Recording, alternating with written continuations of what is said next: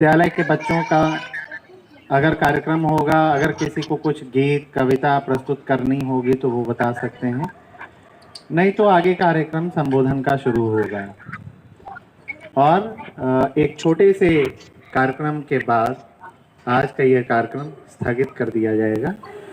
तो सभी बच्चों से निवेदन है, अगर उनके पेरेंट्स भी हैं अगल बगल, तो आप सभी लोगों से निवेदन है कि आप सभी लोग अपनी जगह पे खड़े हो जाएं, बिल्कुल भी शोर ना करें।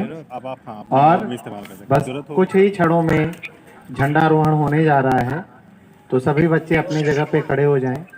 पेरेंट्स हों तो बच्चों के बगल में पेरेंट्स भी खड़े हो जाएं और मोबाइल को थोड़ा दूर पे रख दें ताकि आप सभी लोगों का इमेज विजुअल हम लोग के कैमरे में यहाँ पे आए और रिकॉर्ड भी, क्योंकि कार्यक्रम की संभवतः रिकॉर्डिंग भी चल रही है। तो सभी बच्चे अपनी जगह पे खड़े हो जाएं। राजकुमारी ma'am,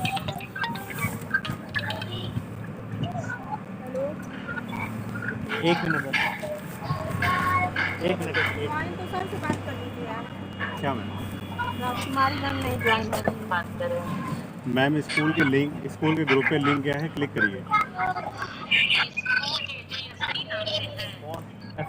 SSPS Shri Sai public school. अच्छा ठीक है, वही देख रही हूँ।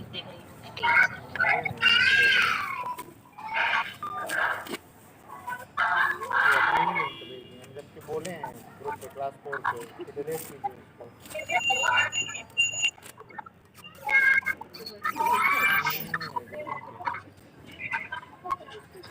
चलिए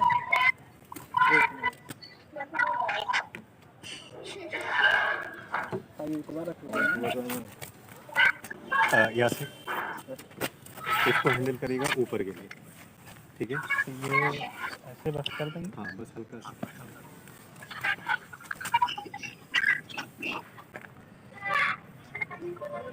ठीक है सर। सिद्धार्थ सर आइए, आइए आप भी आइए। हाँ।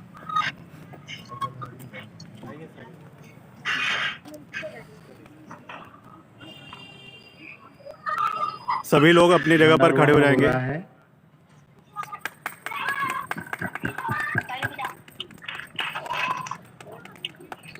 नेशनल एंथम के लिए तैयार हो जाएं। सभी लोग अपनी जगह पे खड़े हो जाएं। अपनी जगह पे खड़े हो जाइए आप लोग। राष्ट्रगान होगा, चलिए। जय मन अधिनायक जय हे भारत भाग्य विधाता, पंजाब सिंध गुजरात मराठा द्राविड़ उत्कल बंगा, विंध्य हिमाचल यमुना गंगा, उच्चल जलधि तरंगा, तब शुभ नाम जय हे भारत भाग्य विधाता, जय हे जय हे जय हे जय जय जय जय हे भारत माता की जय। वंदे जवाहरलाल नेहरू, जवाहरलाल नेहरू, महात्मा गांधी, महात्मा गांधी, सुभाष चंद्र बोस, सुभाष चंद्र बोस, भगत सिंह, भगत सिंह, अम्बेडकर जी, डॉक्टर BR अम्बेडकर, खुदीराम बोस, मौलाना अबुल कलाम आजाद। चलिए, भारत माता की, भारत माता की।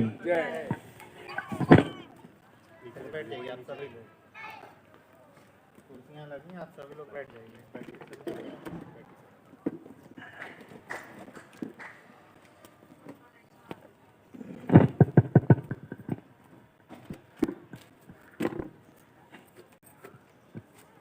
26 और बाकी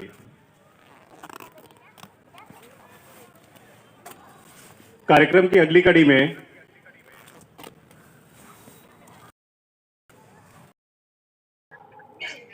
तो वो अभी तुरंत ऑनलाइन बता सकता है।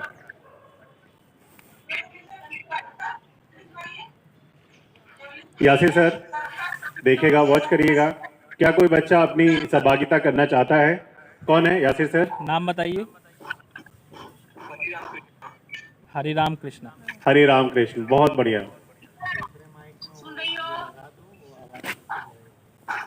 माइक एक कहाँ है? माइक है?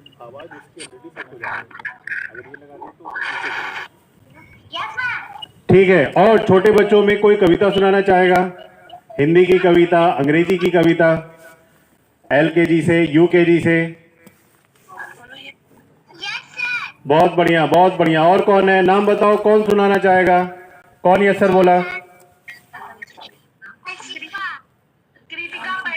अलसिफा, बहुत बढ़िया, वेरी गुड बच्चे। और कौन है जो अपनी कार्यक्रम में सहभागिता देना चाहता है? 2 बच्चे, इनके अलावा?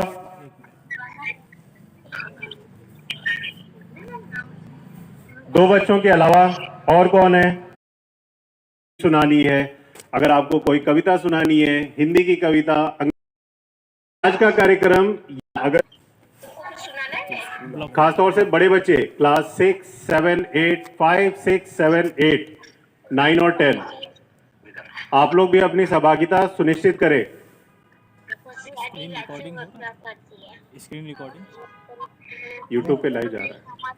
ये वाला स्क्रीन हाँ, नीचे और मीट का रिकॉर्डिंग नहीं करना, इनमें करना या किसी में। अपने में ही कर। चलिए, 3 बच्चों की सहभागिता है आज के कार्यक्रम में। Very good. Divyanshu Kumar, class किस क्लास से बच्चे? क्लास 4। सारिका पाल। सारिका पाल, लिख ला कहीं पर, कागज हो तो दे दीजिए सर।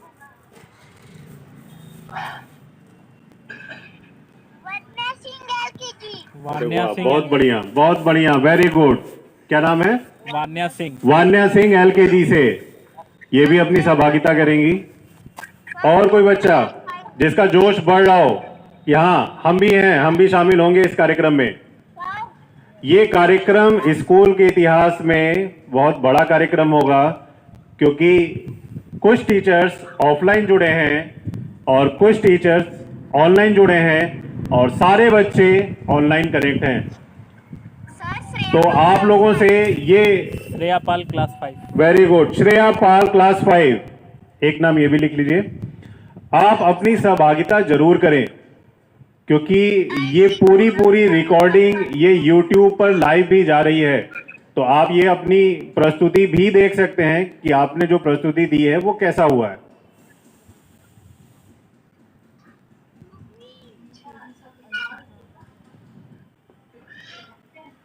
तो सबसे पहले शुरुआत करते हैं।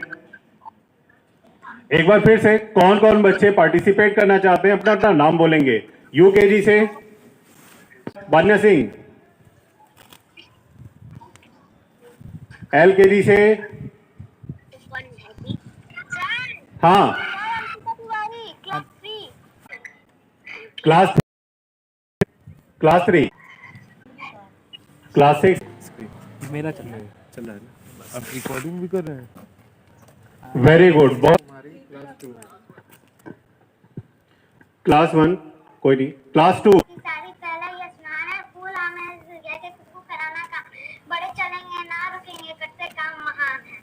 Very good. Very good. जोरदार तालियों से इस बच्चे का उत्साहवर्धन करिए सभी लोग, बहुत बढ़िया, वेरी गुड। इन बच्चों की हिम्मत की दाद देनी चाहिए। कार्यक्रम है कि कौन कौन बच्चे अपने प्रश्न, इन सारे बच्चों की हिम्मत की दाद दी जाएगी, बहुत बढ़िया। नेक्स्ट क्लास 3 अंशिका कुमारी, क्लास 3 अंशिका कुमारी, आप अपना माइक अनम्यूट करें और अपनी कार्यक्रम की प्रस्तुति दें।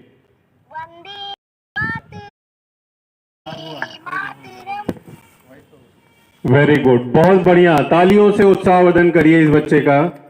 अंशिका कुमारी क्लास 3। अगली कड़ी में, कार्यक्रम की अगली कड़ी में क्लास 4 से दिव्यांशु कुमार। दिव्यांशु कुमार अपना माइक अनम्यूट करिए।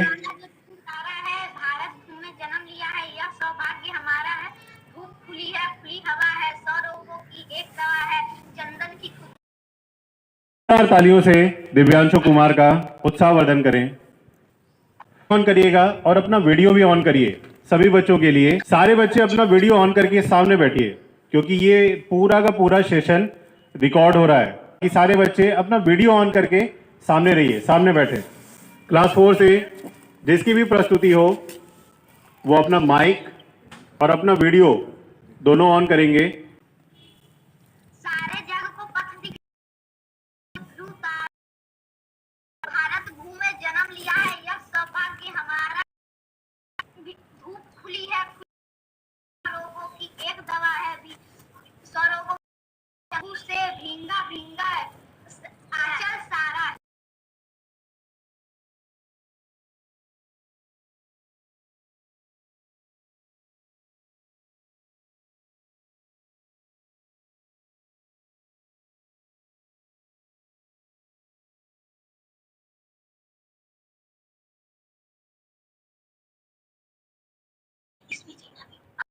कार्यक्रम की अगली कड़ी में साजन यादव क्लास 4 से साजन यादव अपना माइक और वीडियो ऑन करिए और अपना कार्यक्रम प्रस्तुत करिए।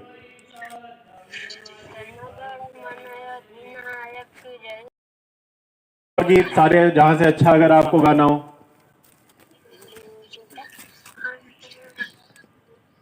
साजन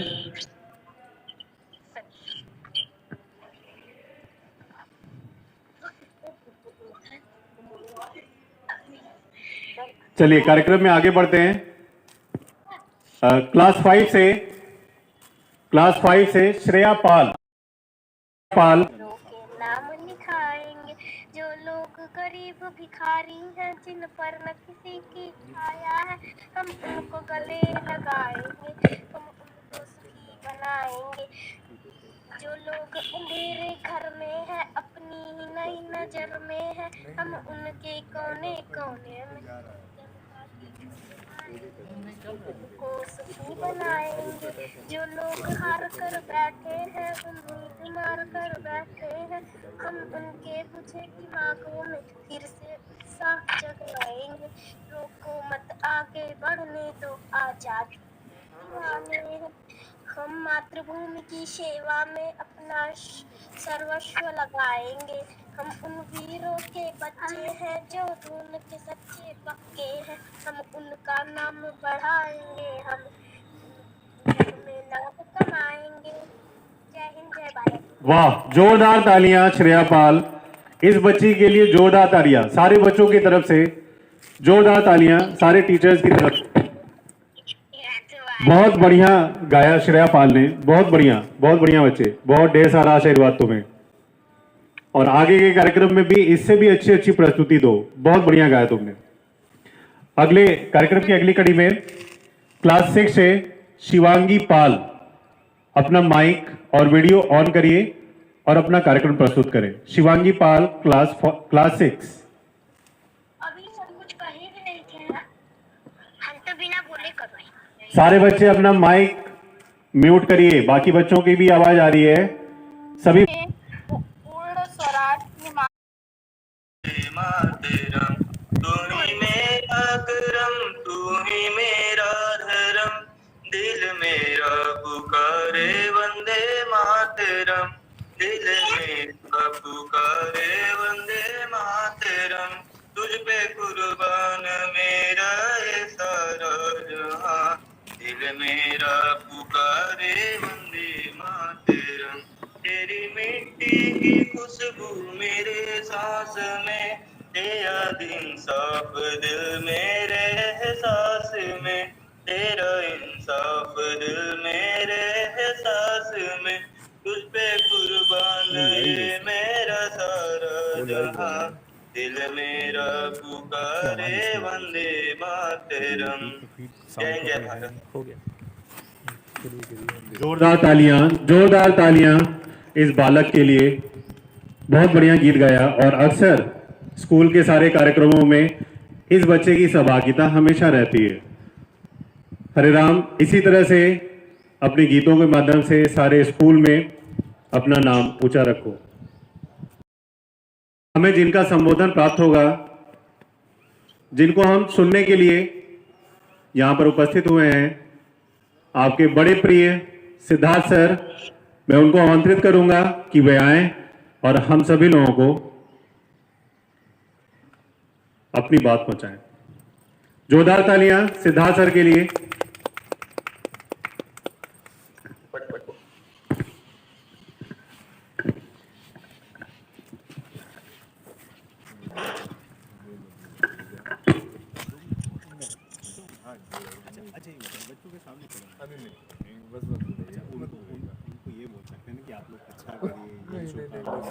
नहीं कुछ भी नहीं। अरे वो हम लोग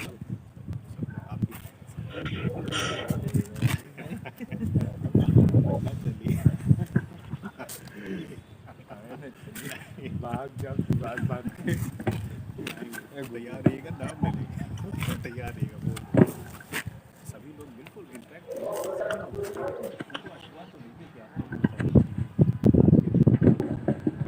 जिस तरह से कार्यक्रम स्कूल में किया गया है, हम लोग भी अपनी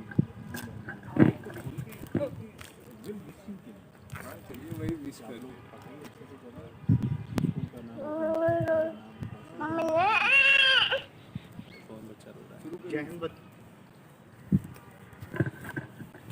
जय हिंद बच्चों। 73वें गणतंत्र दिवस की आप सभी लोगों को बहुत सारी शुभकामनाएं। बच्चों, आज इस कोविड पीरियड में जिसे हम लोग विगत 2 सालों से झेल रहे हैं और रिकॉर्डिंग ऑन ही यह अपने विद्यालय के इतिहास में पहली बार है जब हम लोग अपने इस कार्यक्रम को वर्चुअल माध्यम से, मतलब इंटरनेट के माध्यम से कर रहे हैं। मायूसी भी है कि आप लोगों का चेहरा नहीं देख पा रहे हैं, आप लोगों की खुशी नहीं देख पा रहे हैं, आप लोग का उत्साह नहीं देख पा रहे हैं। लेकिन खुशी इस बात की है कि आप लोग आज इस कार्यक्रम को करने के लिए, इस कार्यक्रम में शामिल होने के लिए जिस उत्साह को अपने मोबाइल के माध्यम से इंटरनेट पे दिखा रहे हैं, वह देखकर इस गणतंत्र दिवस के दिन आप लोगों के इस जज्बे को देख के हम लोग भी उत्साह से भर गए हैं। बच्चों, आज गणतंत्र दिवस है। भारत में राष्ट्रीय पर्व, एक तो प्रथम राष्ट्रीय पर्व होता है स्वतंत्रता दिवस और दूसरा राष्ट्रीय पर्व है हमारा यह गणतंत्र दिवस। स्वतंत्रता दिवस 15 अगस्त को मनाते हैं और गणतंत्र दिवस हम लोग 26 जनवरी को मनाते हैं। अगर हम इसके इतिहास में चलें, आखिर में जब स्वतंत्रता दिवस मना रहे हैं तो गणतंत्र दिवस मनाने की क्या ज़रूरत, इसकी कल्पना कहाँ से आई और इस दिन का इतिहास क्या है, तो बहुत छोटे में आज के दिन के इतिहास को बताऊंगा। आज 26 जनवरी, आज से 73 साल पहले, जब हम लोग 1950 साल में थे, 1947 को हमें आज़ादी मिली थी और किसी भी देश के राजनीतिक संचालन के लिए, आर्थिक क्रियाकलाप के लिए और ज़रूरी सारे कार्यक्रम या कामों के लिए किसी न किसी नियमों, कानूनों की ज़रूरत पड़ती है। हम गुलाम थे। 200 सालों की अंग्रेज़ों की गुलामी से हम मुक्त हुए थे 1947 में। हमारा अपना कोई संविधान नहीं था, हमारा अपना कोई कानून नहीं था, कोई नियम नहीं था।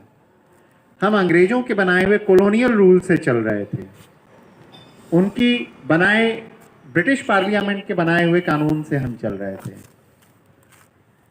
इसलिए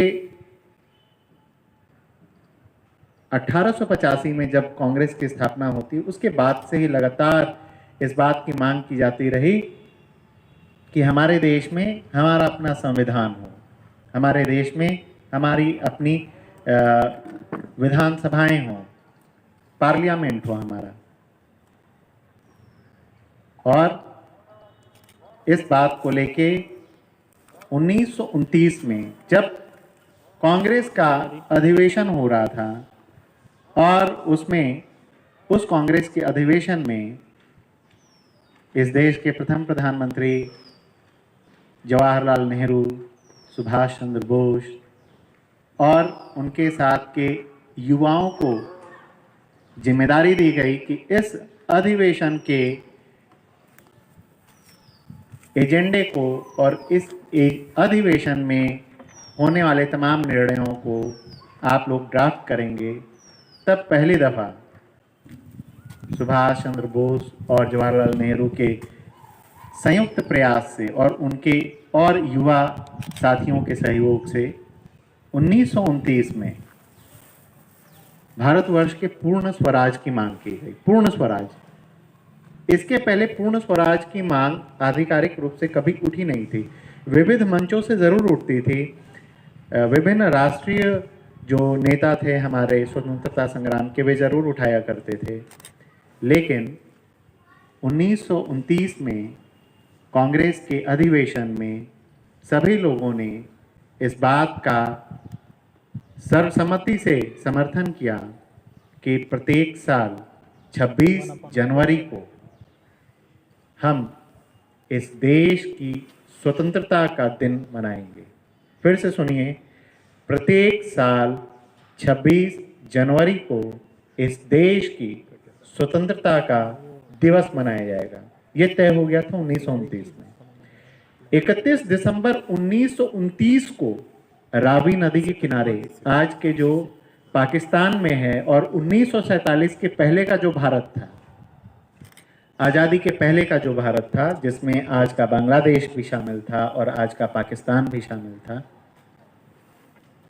तो पाकिस्तान देश के एक शहर में रावी नदी के किनारे 31 दिसंबर को सबसे पहले तिरंगा फहराया गया था और यह निर्णय लिया गया था कि अगले साल यानी 26 जनवरी 1950 को हम लोग इस देश के लिए प्रथम स्वतंत्रता दिवस का आयोजन करेंगे। हुआ भी ऐसा ही। 26 जनवरी 1930 से लगातार इस देश के स्वतंत्रता दिवस को मनाया जाता रहा। 1947 में 15 अगस्त को अंग्रेज़ों से हमें मुक्ति मिली, आज़ादी मिली। अपने देश में संविधान निर्माण के लिए संविधान समिति का गठन किया गया, 1946 में हुआ। और फिर उसके बाद 1949 26 नवंबर वह दिन था जब हम लोगों ने अपना संविधान तैयार किया और अपने संविधान को हमारी संसद ने मान्यता दी और निर्णय हुआ कि जो प्रतिवर्ष 1930 से 26 जनवरी इस देश की स्वतंत्रता का दिन तय किया गया था, उसी दिन 26 जनवरी को हम इस देश को अपना संविधान समर्पित करेंगे। और तभी से परंपरा यह चली आ रही है 26 जनवरी कि इस दिन हम अपना गणतंत्र दिवस मनाते हैं। हम जो विभिन्न गणों में छोटे छोटे आज़ादी से पहले जो भारत में 565 देसी रियासतें थीं, जिसमें रजवाड़े थे, 565 देसी रियासतें और 17 ब्रिटिश स्टेट प्रोविंस, इन सभी का सम्मेलन किया गया 26 जनवरी 1950 को।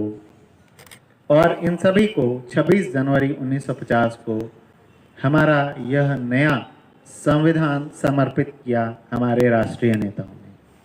बच्चों, ये थी इतिहास की बात। और आज सवेरे सवेरे आप लोग सभी लोग टीवी पे ज़रूर देखे होंगे कि 26 जनवरी के दिन दिल्ली में राजपथ पर परेड निकलती है।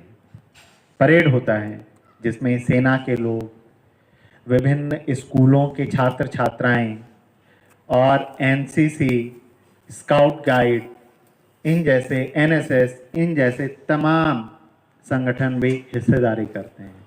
प्रदेशों की झांकियां भी निकलती हैं। इन सब का क्या मतलब है? अभी तक हम लोग इतिहास की बात कर रहे थे कि इतिहास क्या था हमारा, लेकिन 26 जनवरी के दिन परेड सेना द्वारा, तीनों ही सेना के तीनों अंगों द्वारा परेड, हमारी सेना की तैयारियां, हमारी सेना में कौन से अस्त्र शस्त्र हैं उनका प्रदर्शन और पूरे विश्व में अपनी शक्ति का प्रदर्शन करना है। ये शक्ति का प्रदर्शन केवल अस्त्र शस्त्र से नहीं, बल्कि इस शक्ति का सबसे पहला प्रदर्शन हमारे लोकतंत्र से होता है। विश्व का सबसे बड़ा लोकतंत्र है हमारा देश, सबसे बड़ा संविधान है हमारा देश, सबसे बड़ा संविधान हमारे देश का है। तो जाहिर सी बात है कि लोकतंत्र बड़ा है, संविधान बड़ा है, तो हमारी जिम्मेदारियां और हमारे कर्तव्य भी बड़े होंगे। जी हाँ, अब हम लोग बात करते हैं जरा सा, अगर हम इसके ऐतिहासिक पहलू से और आगे चलें, मतलब कि जिस तरीके से परेड में हम अपने भविष्य को बताते हैं कि हमारे भविष्य की तैयारियां क्या हैं, हमारा देश कैसा है, कितना रंग बिरंगा है, कितनी डाइवर्सिटी है हमारे देश में, कितनी विविधता है हमारे देश में। उन विविधताओं के बीच में हम एक साथ विभिन्न धर्मों के लोग, विभिन्न मतों के लोग, विभिन्न जाति समूहों के लोग, विभिन्न रंग वर्णों के लोग, विभिन्न भाषाओं बोलने वाले, विभिन्न तरीके के खान पान खाने वाले, हम सभी लोग मिलके एक साथ इस देश में रहते हैं और इस देश को महान बनाते हैं, इस देश को बड़ा बनाते हैं। तो हमें भी एक नागरिक होने का एहसास होना चाहिए और हमें भी अपने भविष्य के लिए आज के दिन कुछ तय करना चाहिए। जिस प्रकार से परेड में हम अपने शस्त्रों को प्रदर्शित करके अपनी आगामी शक्तियों को बताते हैं, भविष्य के तैयारियों को बताते हैं, तो हमें भी आज के दिन कुछ ऐसे संकल्प ज़रूर लेने चाहिए जो हमारे भविष्य में, जो हमारे भविष्य को बताए कि हम अपने भविष्य को लेकर कैसे आगे बढ़ेंगे।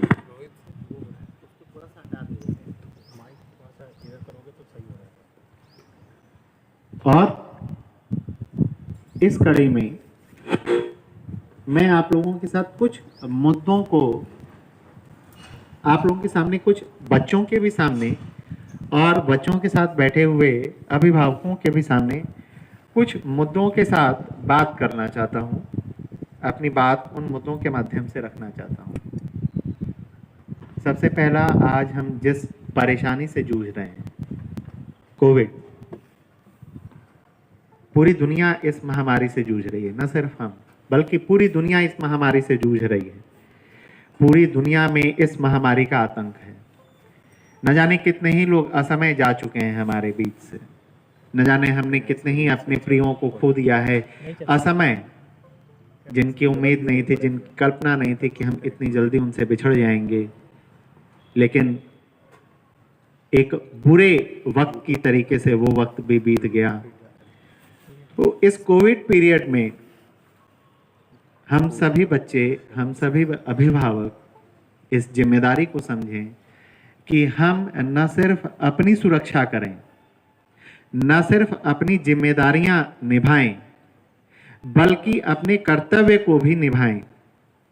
हम जब भी अपने घर से बाहर निकलें तो कम से कम अपने चेहरे पे मास्क ज़रूर लगाएं। हम अगर अपने घर के बाहर किसी भी काम से जाएं, अपने रिश्तेदारों के यहाँ जाएं, तो ज़रूर मास्क लगाएं। हम अगर अपने किसी मित्र, अपने किसी परिजन को बाहर जाते हुए देख रहे हैं बगैर मास्क के, तो उनसे भी एक बार अपील ज़रूर करें मास्क लगाने की, क्योंकि ये महामारी अब इतनी बड़ी होती जा रही है जिससे अब हम सभी थक चुके हैं। और इसको ख़त्म करने का बस एक ही उपाय है कि इसके जो बढ़ने की गति है उसको रोकने के लिए जो भी प्रोटोकॉल्स हैं, जो भी निर्देश हैं, हम उनका पूरा पालन करें। बच्चों, हमारा समाज बड़ा विविध है। बहुत सारे धर्म, बहुत सारी जातियाँ, बहुत सारे रंग और बहुत आकार के हम सभी लोग एक साथ रहते हैं। लेकिन इधर कुछ सालों में ये देखने को मिला है कि इस कोविड के कारण गरीबी भी बहुत बढ़ी है हमारे समाज में। हमारा समाज गरीब भी बहुत हुआ है। अभी कुछ दिनों पहले ही एक आंकड़ा आया है, इस देश की 13% आबादी के पास इस देश का 67% पैसा जा चुका है। उनके पास पैसा है। इस देश का 67 और उससे ज़्यादा प्रतिशत पैसा है। एक बहुत बड़ी जनसंख्या इस कोविड के कारण गरीबी की खाई में जा चुकी है, गरीबी से जूझ रही है। हम सभी की जिम्मेदारी है कि हम सभी लोग ऐसे लोगों की मदद करें, उन्हें सहारा दें, उनके दुख में हम खड़े हों, उनकी ज़रूरतों को हम भी पूरा कर सकें, ऐसा संकल्प हम भी लें। ठंड पड़ रही है, बहुत ज़्यादा ठंड पड़ रही है। ये पूरा सप्ताह लगभग रात्रि में 4 डिग्री 5 डिग्री पे चला जाता है। हमारी कोशिश होनी चाहिए कि हम अपने समाज में रहने वाले ऐसे लोगों को देखें जो बेहद गरीब हैं, जिनके पास तन ढकने के लिए कपड़े भी नहीं हैं, गर्म वस्त्र भी नहीं है। कम से कम उन्हें हम अगले दिन उनके घर पे जाके हम अपने घर के जो अतिरिक्त कपड़े हैं, गर्म कपड़े हैं, हम उन्हें दे दें ताकि वे अपनी सुरक्षा कर सकें, अपना इस ठंड से बचाव भी कर सकें। बच्चों,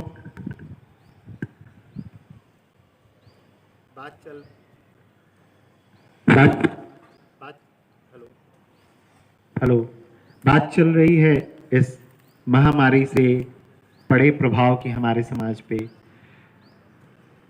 तो हम देखते हैं कि हमारे समाज में गरीबी भी बहुत ज़्यादा है, जिसकी वजह से शिक्षा बहुत सारे बच्चों की छूट गई है। कक्षाएं वर्चुअल चल रही हैं, मोबाइल से चल रही हैं, इंटरनेट पे चल रही हैं। बहुत सारे बच्चों के पास साधन नहीं है। बहुत सारे बच्चे ऐसे, बहुत सारे परिवार ऐसे हैं जो अपने बच्चों का एडमिशन भी नहीं करा पाए हैं। पैसे इतने नहीं हैं कि वे बच्चों का एडमिशन करा सकें, या पैसे इतने नहीं हैं कि वे अपने बच्चों को स्कूल का ड्रेस दे सकें। ऐसे वक्त में हम नागरिक होने के इस फर्ज को निभा सकते हैं कि हम ऐसे परिवारों के पास जाएं, उनकी बातों को सुनें, उनकी समस्याओं को सुनें, और कम से कम एक बार खुद से प्रयास करें कि उन्हें हम कुछ उपलब्ध करा दें, जैसे किताब कॉपी उपलब्ध करा दें, पेंसिल रबर ये उपलब्ध करा दें, किताबें उपलब्ध करा दें, कुछ आर्थिक सहयोग कर दें अपनी ही निगरानी में कि हम उन्हें ले चलें दुकान पे और उनके लिए कुछ किताब कॉपी कलम रबर पेंसिल ये सब खरीद के उन्हें दे दें, और उनको बराबर शिक्षा पूरी करने के लिए भी प्रेरित करते रहें, उन्हें चेक भी करते रहें। जैसे हम अपने बच्चों को चेक करते हैं, ऐसे उन बच्चों को भी चेक करें, उन्हें भी देखें, उन्हें भी आगे बढ़ाने की कोशिश करें। बच्चों, अगर हम पर्यावरण की बात करें, चूँकि नागरिक जिम्मेदारियों की मैं बात कर रहा हूँ, तो अगर हम पर्यावरण की बात करें तो 1995 के बाद से लगातार 1995 से लगातार इस विश्व में यूएन की तरफ से, संयुक्त राष्ट्र संघ की तरफ से इस पर्यावरण की निगरानी की जा रही है।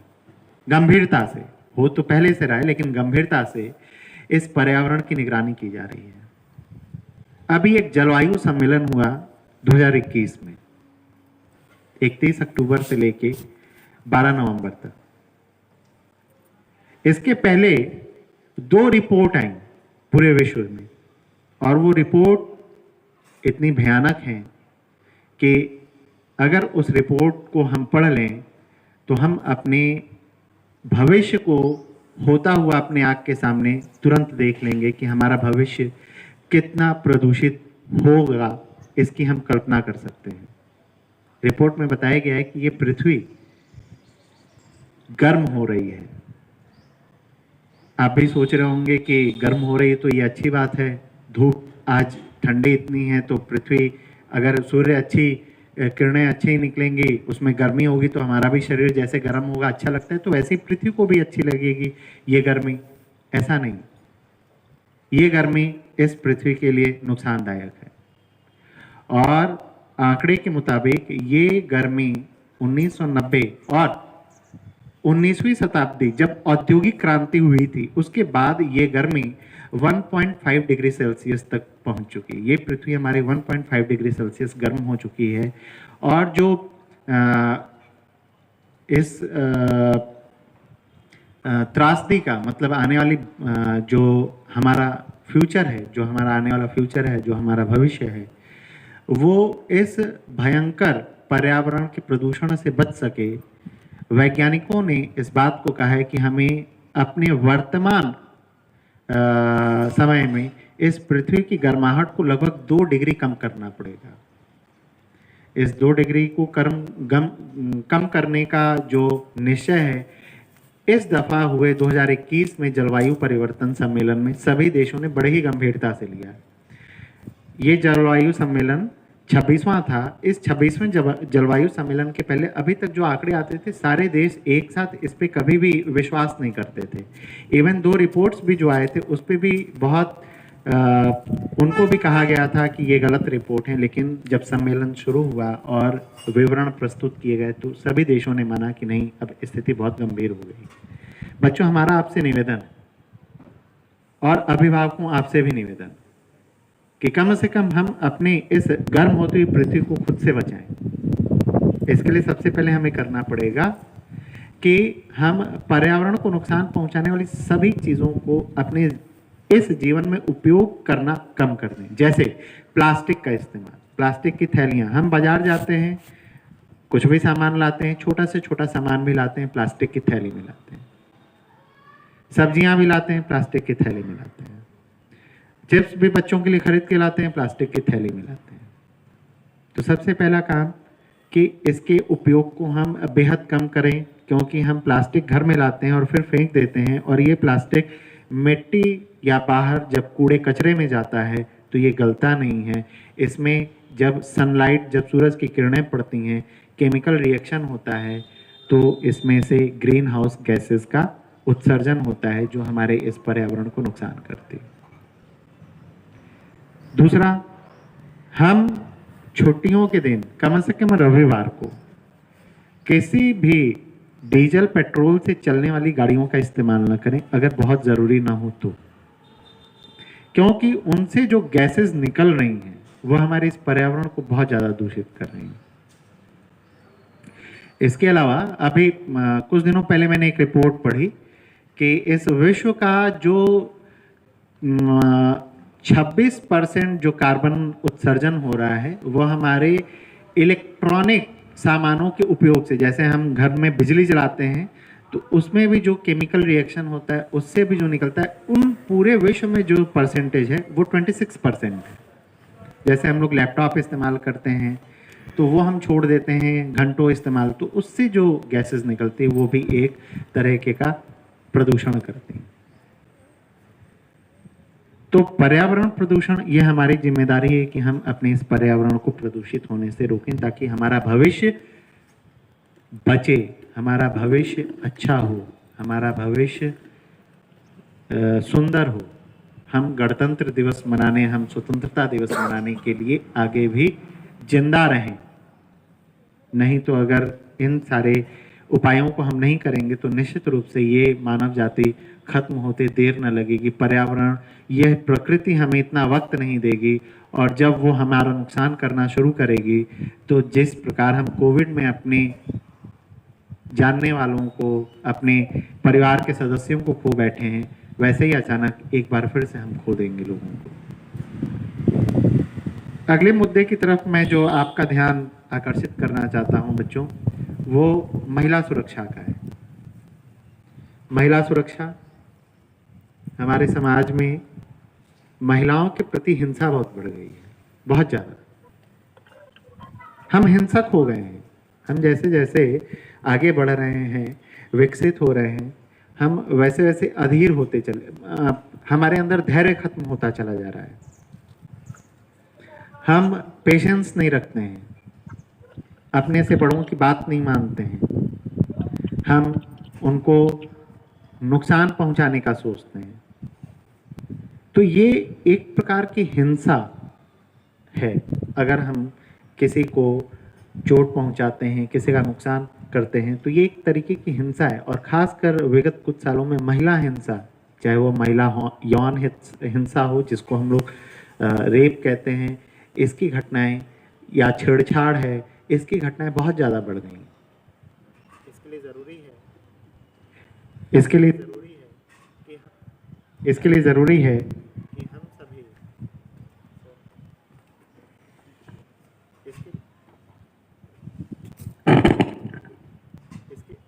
उसको हटा दीजिए। Hello battery down hello hello, बिना माइक के बोलिए, आवाज़ नहीं पहुँचेगी। बोलिए तेज बोलिए। ब्लूटूथ अलग है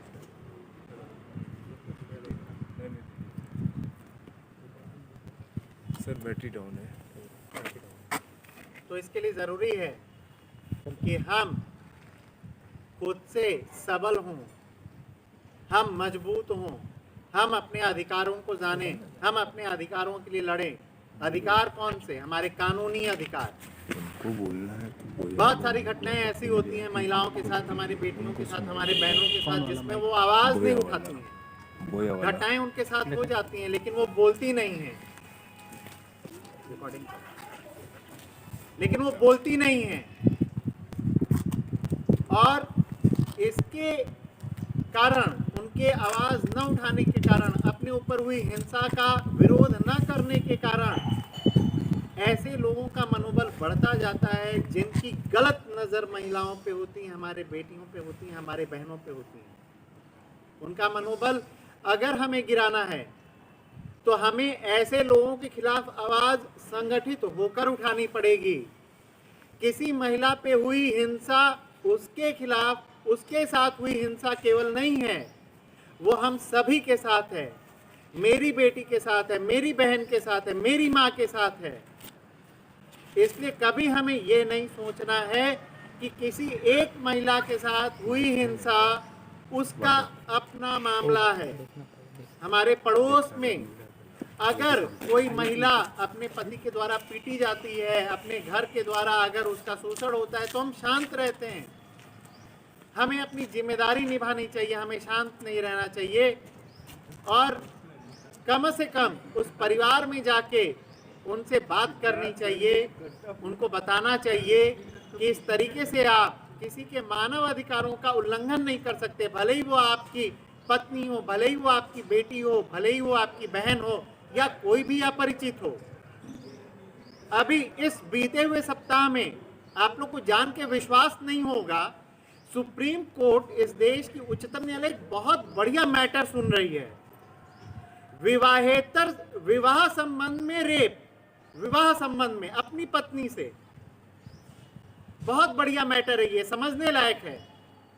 अब हम उस जगह पे पहुंच चुके हैं कि हम अपने जीवन साथी के सहमति लिए बगैर हम उससे किसी प्रकार का संबंध नहीं बना सकते हैं। आज इस बात पे बहस चल रही है, और अगर कोई महिला ना कह दे, नो कह दे, पूरी हिम्मत ताकत के साथ कह दे, तो किसी भी पुरुष को, इवन किसी भी महिला को भी ये अधिकार नहीं है कि उसके नो कहने के बाद वो उससे कुछ जबरदस्ती कर ले, उससे कोई काम जबरदस्ती करा ले। तो आज हम इस समय में आ चुके हैं कि अपने अधिकार, मतलब हम एक अपना पुरुष होने के नाते जो मेरा एक अधिकार है वो तो है ही, हम अपने जीवन साथी या हम अपने साथ चलने वाले सभी महिलाओं, सभी स्त्रियों के भी अधिकारों की आज हम बात कर रहे हैं। जेंडर इक्वलिटी की बात हो रही है। महिलाओं के पुरुष से कंधा मिलाने की बात नहीं चल रही, बल्कि पुरुषों को भी समझाया जा रहा है कि महिलाओं को आप अधिकार दीजिए, उनके अधिकार जो हैं, उनके पूरे अधिकारों का आप पूरा सम्मान कीजिए। तो आज हम इस गणतंत्र दिवस में इस मुद्दे पे बातचीत कर रहे हैं। अगला मेरा जो मुद्दा है वो बाल मजदूरी, बाल श्रम का है। इस कोविड पीरियड में बहुत सारे परिवार, जैसा अभी हमने आपको बताया कि बहुत सारे परिवार गरीबी के खाई में जा चुके हैं। घर में खाने को खाना नहीं है, जिसकी वजह से न सिर्फ बड़ों को बाहर जाकर कमाई करनी पड़ रही है, बल्कि बच्चों को भी परिवार वाले कमाने के लिए भेज दे रहे हैं। आजकल विवाह और वैवाहिक समारोहों का वक्त चल रहा है। हम देखते हैं बारातों में बहुत सारे बच्चे, वो जो लाइट उठा के चलते हैं वो बच्चे होते हैं। हमें उनके खिलाफ आवाज उठानी होगी। ऐसे परिवारों में हमें बात करनी होगी।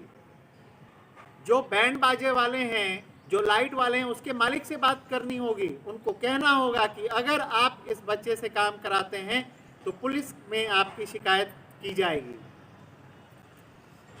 हमें ऐसे बच्चों के लिए भी काम करना पड़ेगा। बहुत जगह हम बाजार जाते हैं तो देखते हैं कि चाय की दुकानों में, होटलों में और बहुत सारे दुकानों में बच्चे काम कर रहे होते हैं। जितने पंचर बनाने वाले, साइकिल के दुकान, बाइक के दुकान, गाड़ियों के दुकान होते हैं, उन जगहों पे 80% से ज़्यादा बाल मजदूर काम करते हैं, बच्चे काम करते हैं। हम लोग सब्जियां खरीदने सट्टी में भी जाते हैं तो वहाँ भी देखते हैं कि बच्चे पढ़ाई लिखाई छोड़ के कमाई करने के लिए दुकानों पे बैठ के सब्जियां बेच रहे हैं। हमें ऐसे परिवारों को चिन्हित करना पड़ेगा, ऐसे परिवारों से मिलना पड़ेगा, समझाना पड़ेगा, उनकी मदद करनी पड़ेगी। हमें अपने व्यक्तिगत मदद भी देनी होगी और उनको कानूनी मदद भी दिलानी होगी। केंद्र सरकार और राज्य सरकार तमाम ऐसी योजनाएं चला रही हैं जो ऐसे गरीब परिवारों को आर्थिक मदद दे रही हैं। हमें जागरूक होना होगा ऐसे परिवारों के लिए। हमें आवाज़ उठानी होगी। आज हमारे हाथ में मोबाइल है, इंटरनेट है। हमें ढूंढना पड़ेगा कि ऐसे बच्चों के लिए, ऐसे परिवारों की सरकार कौन सी योजनाएं चला रही हैं।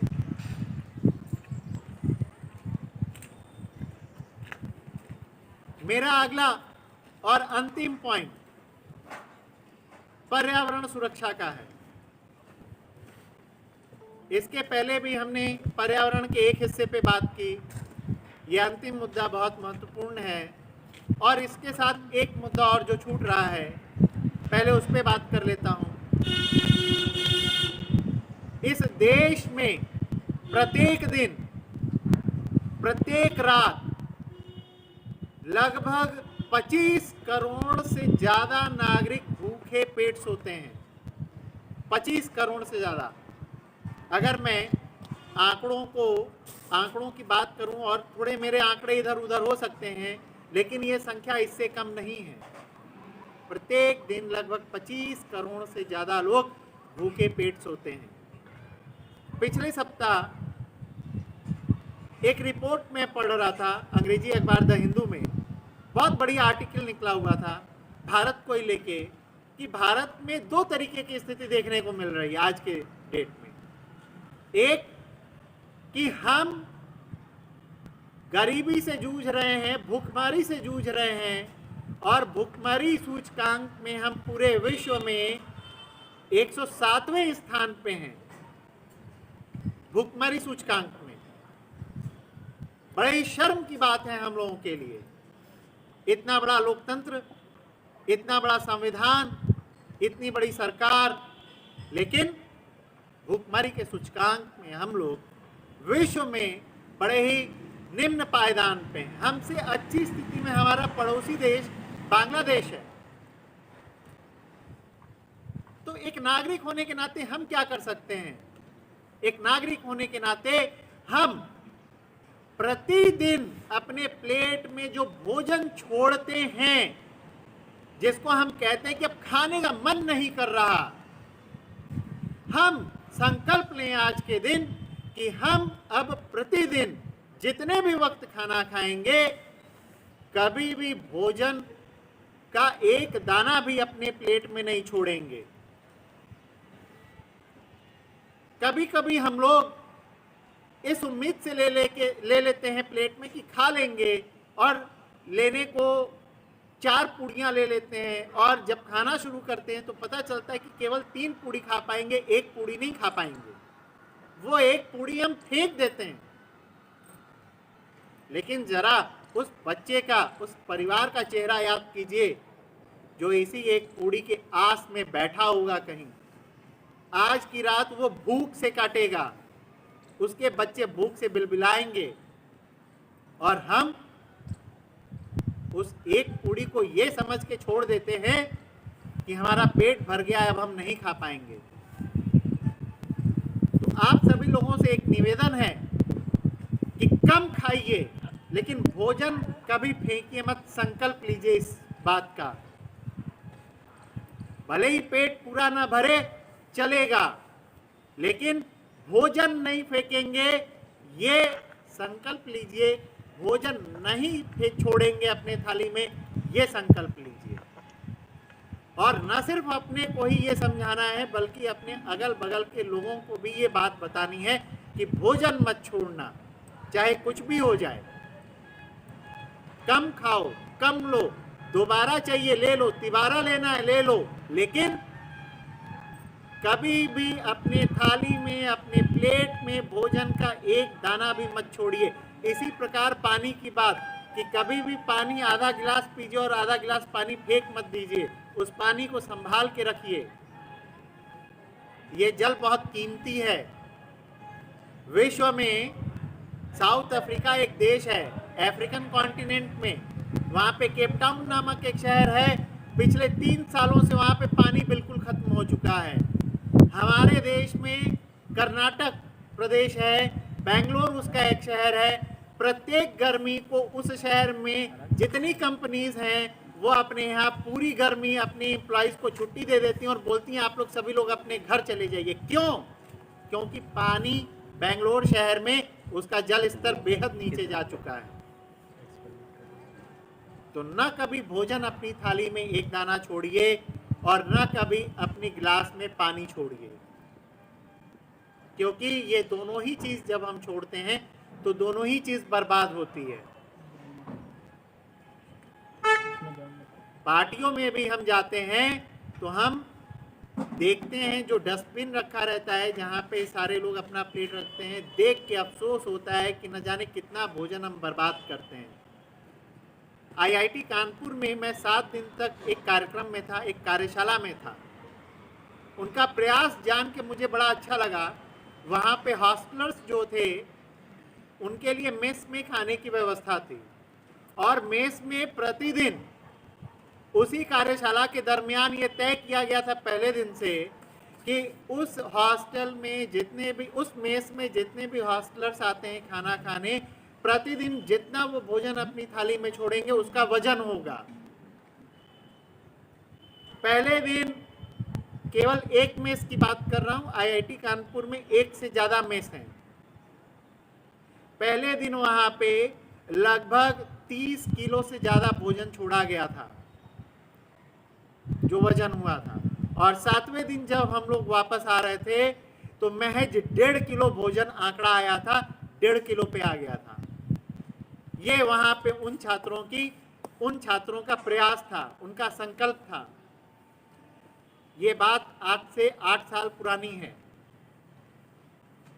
तो ध्यान रखिए, ना अपने घर में अपनी थाली में भोजन का एक दाना अपने प्लेट में छोड़ना है और ना पार्टियों में अगर हम जाएं तो वहाँ पे छोड़ें। संकल्प लें आप सभी लोग, और पानी को भी बर्बाद नहीं करना है। और अंतिम मुद्दा पर्यावरण रक्षा का। यह पर्यावरण आज इतना बढ़िया धूप खिली, इतना बढ़िया धूप निकली है, कई दिनों से लगातार ठंड पड़ रही थी, और ये पर्यावरण भी आज देख के, इस गणतंत्र दिवस के दिन देख के बड़ा अच्छा लग रहा है। नीले आकाश, सफ़ेद सफ़ेद बादल लगे हुए हैं, पेड़ों पे हरी हरी पत्तियां दिख रही हैं, पूरा पर्यावरण बड़ा अच्छा लग रहा है। लेकिन 2030 तक अगर हम नहीं संभले तो यह पर्यावरण बुरा हो जाएगा। इस पर्यावरण को संभालने का एक और उपाय है, हम पौधारोपण करें, हम वृक्षारोपण करें, पौधों को लगाएं। जो बड़े वृक्ष बनते हैं उन पौधों को लगाएं, और न सिर्फ लगाएं बल्कि अपने बच्चों की तरह उनका लालन पालन करें, उनकी देखभाल करें, उनको संभाल के रखें, जिससे कि वे बड़े हों, हरे भरे हों, तो उनकी छाया हमारे बच्चे पा सकें, उनसे मिलने वाला फल हमारे बच्चे खा सकें, उनसे निकलने वाले ऑक्सीजन हमारे बच्चे ले सकें। वरना आने वाले वक्त में स्थिति ऐसी हो जाएगी कि ये पृथ्वी रहने लायक नहीं रह जाएगी और जो अमीर लोग होंगे वो आज से ही प्रयास शुरू कर चुके हैं मंगल ग्रह पे बसने के लिए, चंद्रमा पे बसने के लिए। तो एक विनम्र निवेदन आप सभी लोगों से, आप सभी बच्चों से और आप सभी अभिभावकों से, आज गणतंत्र दिवस है, आप सभी लोग आज शाम तक एक पौधा जो आगे वृक्ष का आकार ले, छोटे पौधे नहीं जैसे गुलाब, किसी फूल के पौधे नहीं, वो पौधे लगाएं जो आगे आने वाले साल में बड़े वृक्ष का आकार लेंगे। पीपल, बरगद, आम, इस जैसे कोई वृक्ष, उनके पौधे आज शाम तक आप लोग अपने बच्चों के हाथ से ज़रूर लगवाएं और उन बच्चों में इस पर्यावरण को बचाने के लिए एक उनसे संकल्प कराएं और उनके साथ खुद भी संकल्प लें। तभी आज का ये गणतंत्र दिवस, क्योंकि आज का गणतंत्र दिवस नियम का दिवस है, संविधान का दिवस है, तो हमें अपने आने वाले भविष्य में भी नियम तय करने होंगे, संकल्प लेना होगा, कुछ कानून हमें अपने लिए बनाने होंगे। और आज के दिन हम बस यही संकल्प लें कि हम अपनी जिंदगी में कुछ नियम ज़रूर बनाएंगे और उन पे चलने का पूरा पालन ज़रूर करेंगे। तो आज के लिए बस इतना ही। भाषण थोड़ा आज लंबा हो गया क्योंकि आज का दिवस 26 जनवरी का है।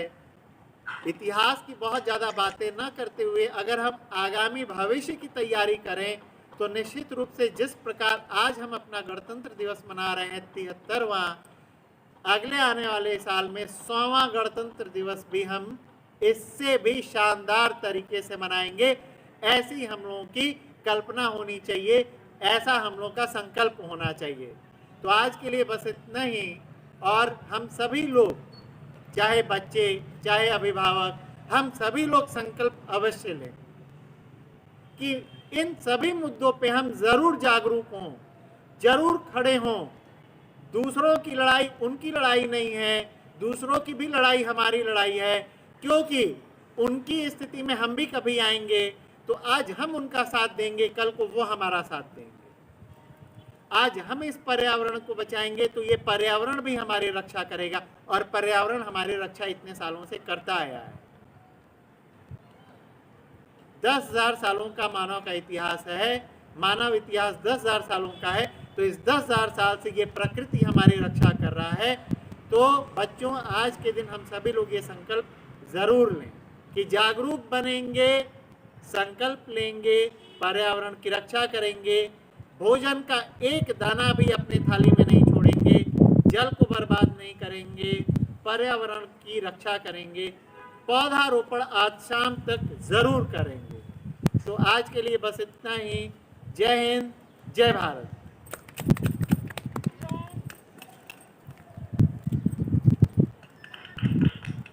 शुक्रिया सर। और कार्यक्रम की आखिरी कड़ी में मैं अपने प्रिंसिपल सर राजकुमार सर से निवेदन करूंगा कि 2 शब्द बच्चों को आशीर्वचन के रूप में प्रदान करें। आज हम 73वां गणतंत्र दिवस मनाने के लिए यहाँ इकट्ठे हुए हैं। सभी प्रबंधक जी, रोहित सर, सिद्धार्थ सर, समस्त शिक्षकगण और प्यारे बच्चे, हम सब आज देश के संविधान लागू हुआ था, इसलिए यहाँ हम प्रतिवर्ष 26 जनवरी को गणतंत्र दिवस मनाते हैं। आज के दिन ही हमारे देश का संविधान नियम लागू हुआ और हमें यह जनता के लिए बनना होता है, जनता के द्वारा चलाया जाता है, जनता के लिए होता है। तो हमें इसकी रक्षा करनी चाहिए, इसके सम्मान, देश की रक्षा करनी चाहिए, देश का सम्मान करना है। इसके लिए हमेशा हमें तत्पर रहना चाहिए और हमें अपने शहीदों को भी हमेशा याद रखना चाहिए। इसी के और मैं आज सिद्धार्थ सर बहुत अच्छी अच्छी हमें बातें बताएं, इसके लिए मैं उनका धन्यवाद करता हूँ। इसी के साथ मैं अपने वाणी को विराम देता हूँ। तो बच्चों, आज का कार्यक्रम यहीं पर समाप्त होता है। जैसा कि सिद्धार्थ सर ने आपको बताया है, आप प्रयास करेंगे शाम तक एक एक पौधा आप लगा सकें। बिल्कुल प्रयास करिएगा। आज नहीं तो कल की तिथि में ज़रूर एक पौधा आपके द्वारा रोपा जाए। यह आपके लिए एक प्रयास इस 26 जनवरी का होना चाहिए। ठीक है बच्चों, आइए सभी लोग आ जाइए सामने। सारे बच्चों, आज का कार्यक्रम यहीं पर समाप्त होता है। कल से जैसे कक्षाएं चलती हैं निरंतर, वैसे ही कक्षाएं चलती रहेंगी और पढ़ाई का प्रारूप जारी रहेगा। चलिए जाते जाते भारत माता की जय, भारत माता की जय, भारत माता की जय। बहुत बहुत धन्यवाद बच्चों।